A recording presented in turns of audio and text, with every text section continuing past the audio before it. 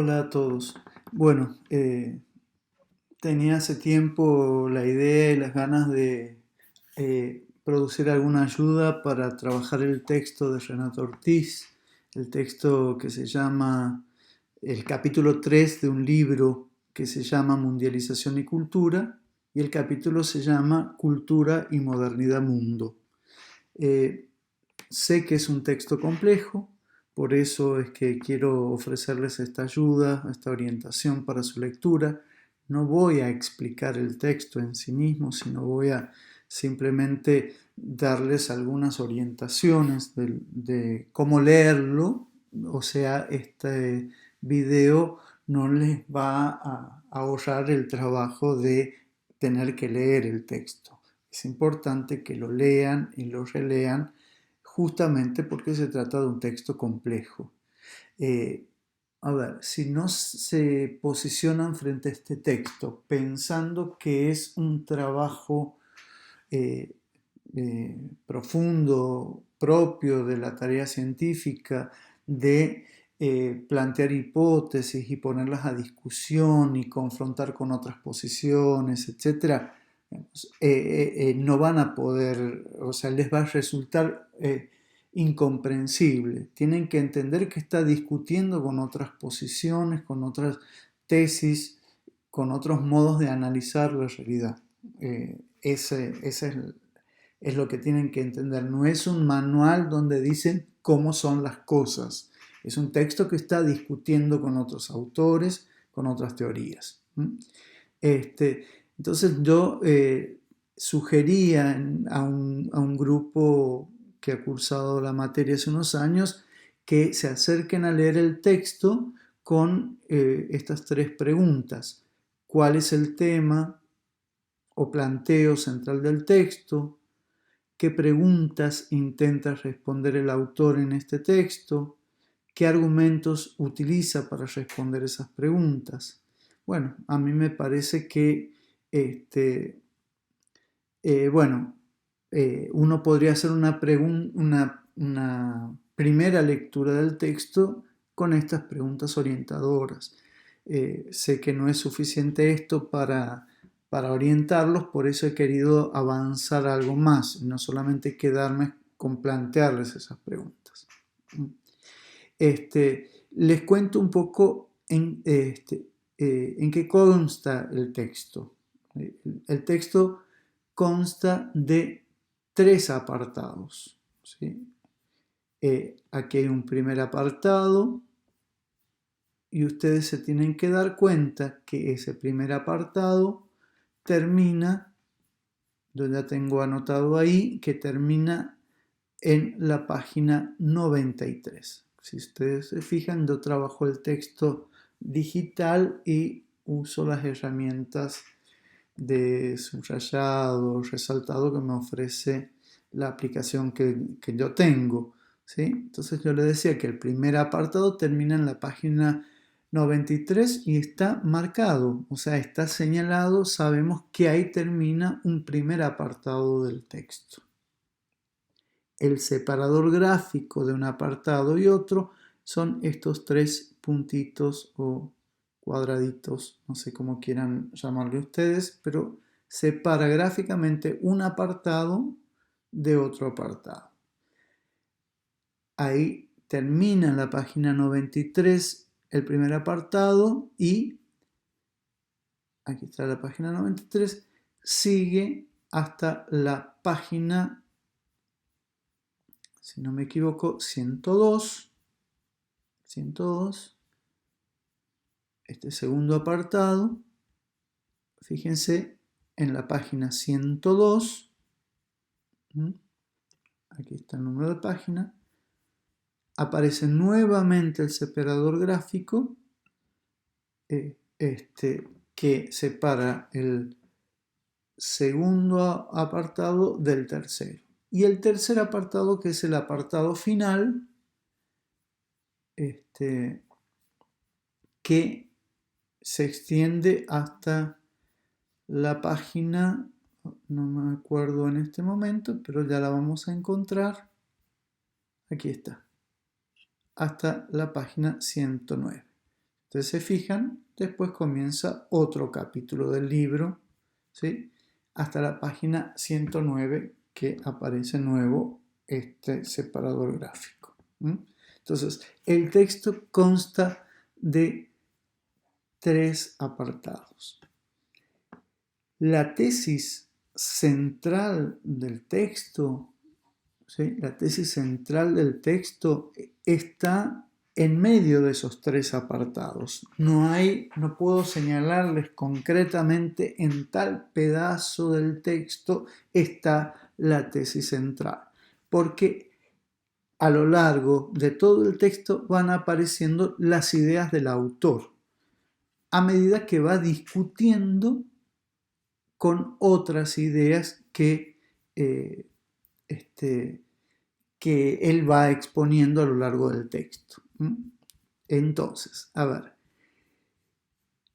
¿cómo hago para saber cuál es la tesis central? Bueno, a ver, no pueden dejar de ver los títulos, ¿sí? Por lo tanto, el libro se llama Mundialización y Cultura y el capítulo se llama Cultura y Modernidad Mundo, ¿sí? Por lo tanto, está hablando obviamente de la cultura, ¿sí? Y estaría planteando, cuando leemos todo el texto, que se ha dado un proceso de mundialización de la cultura, ¿sí? Hay rasgos culturales que se han mundializado. Entonces, la idea es cómo explico o cómo explica Renato Ortiz esa mundialización de la cultura.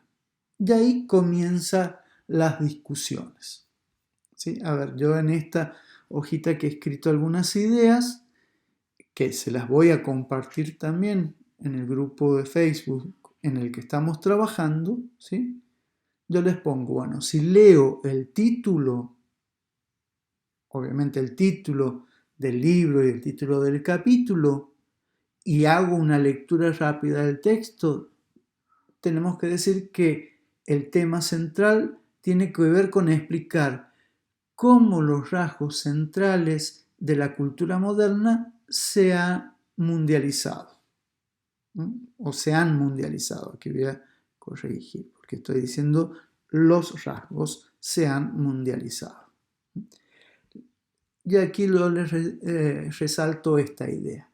La modernidad, como en un movimiento centrípeto, o sea, de afuera hacia un centro, concentra patrones, ¿sí? Patrones de consumo, patrones de entretenimiento, patrones tecnológicos, etc., difíciles de localizar territorialmente. No son fácilmente localizables, ¿sí? Y se han mundializado.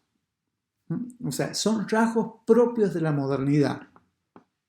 Ya les voy a mostrar en el texto cuando lo recayamos que hay una idea ahí que podría ayudar a comprender esto, ¿sí? Entonces, repito, la modernidad, como en un movimiento centrípeto, concentra en un centro de patrones, a ver, perdón, no usaría la palabra centro para no confundir. Entonces, la modernidad, como en un movimiento centrípeto, concentra patrones difíciles de localizar territorialmente que se mundializan. Esos patrones son los que se mundializan. No se mundializan objetos, no se mundializa la Coca-Cola, se mundializan patrones de producción, patrones de consumo, etc.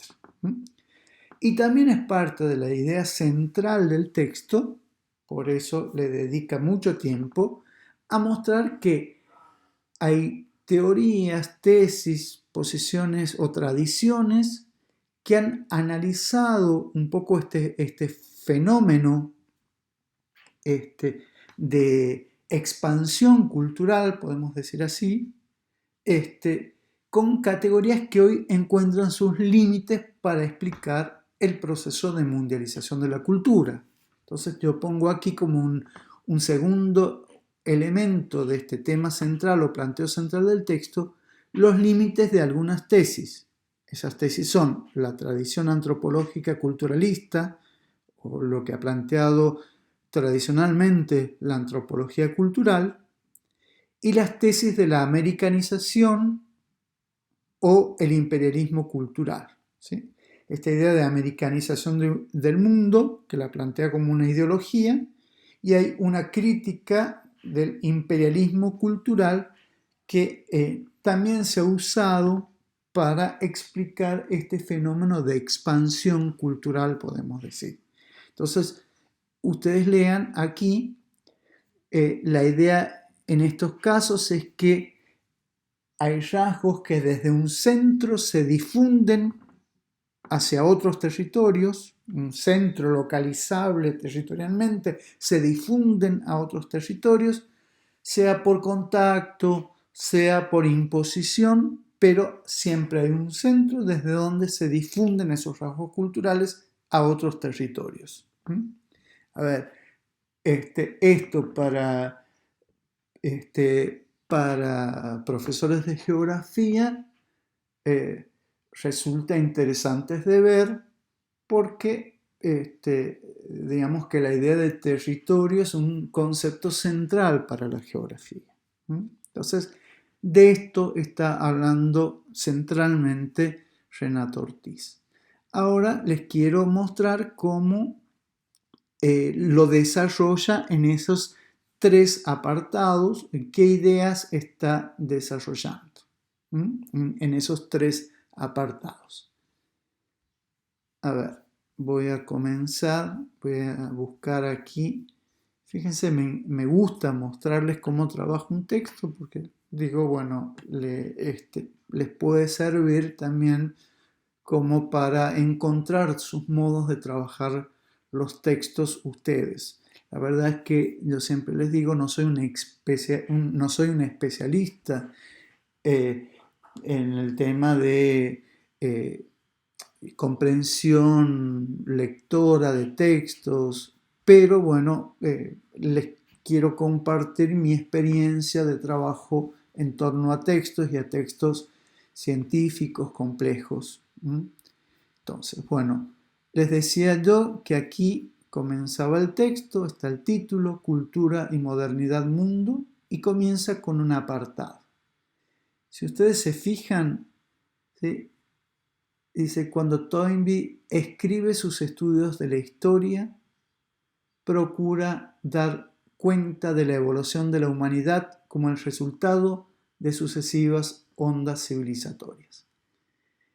Si ustedes entienden que esta es la posición del autor, se van a equivocar, porque comienza exponiendo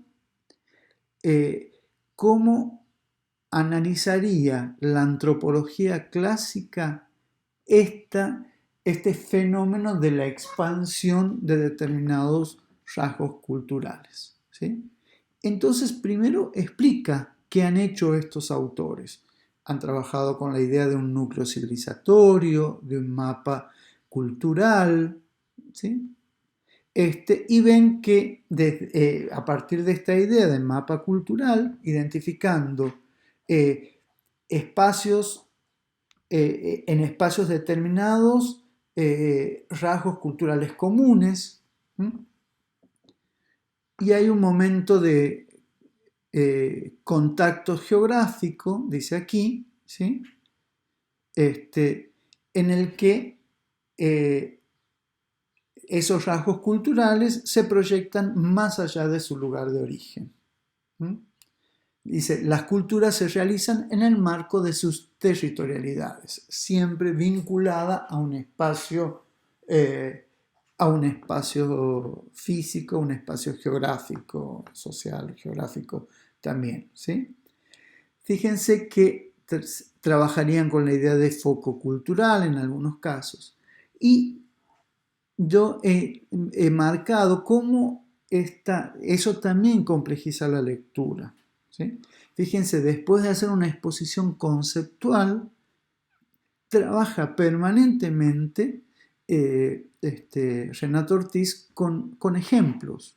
Por ejemplo, aquí cómo estos autores o estas teorías, o algunos autores y estas teorías han trabajado, por ejemplo, la cultura de los todas en la India.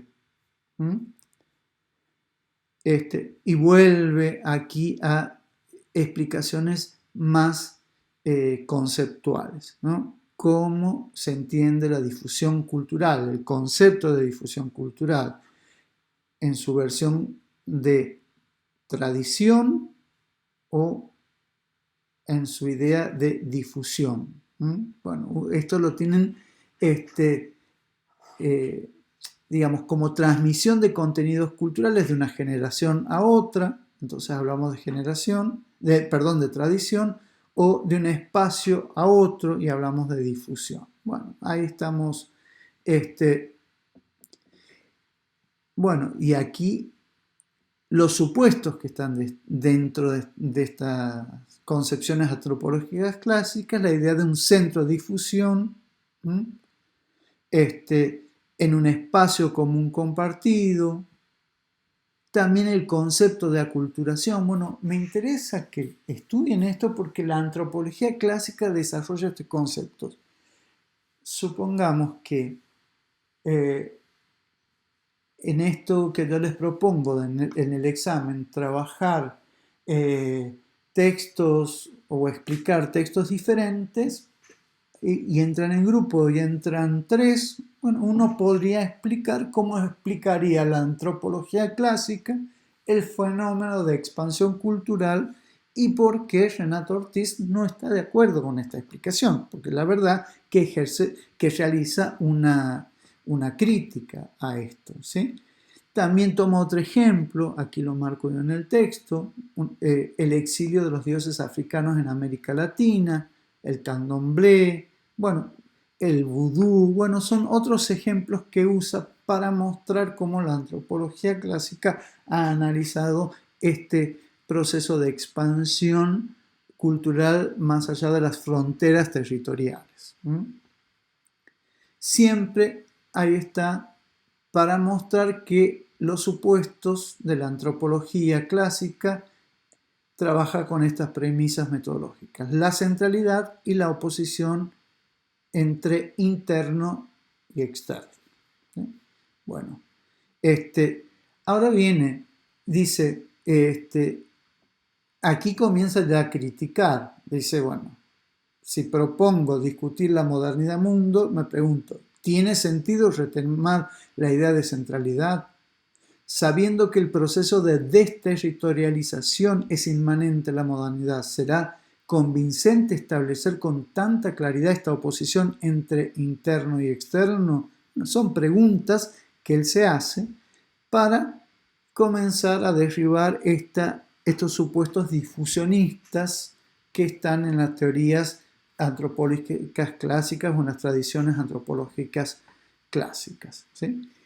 Y ahí viene otro ejemplo que lo desarrolla muy en profundidad. El ejemplo de la alimentación es un ejemplo central para mostrar que lo que está pasando ahora con la mundialización de la cultura no puede analizarse con los conceptos tradicionales de la antropología clásica. Bueno, ahí va a decir, va a estar, tiene, digamos, análisis en el medio de estos ejemplos, ¿sí? Para terminar diciendo que hay que romper la relación entre lugar y alimento, por ejemplo, ¿sí? Ya lo que se mundializa es un patrón, ¿sí? Por eso habla la patronización del menú, ¿sí?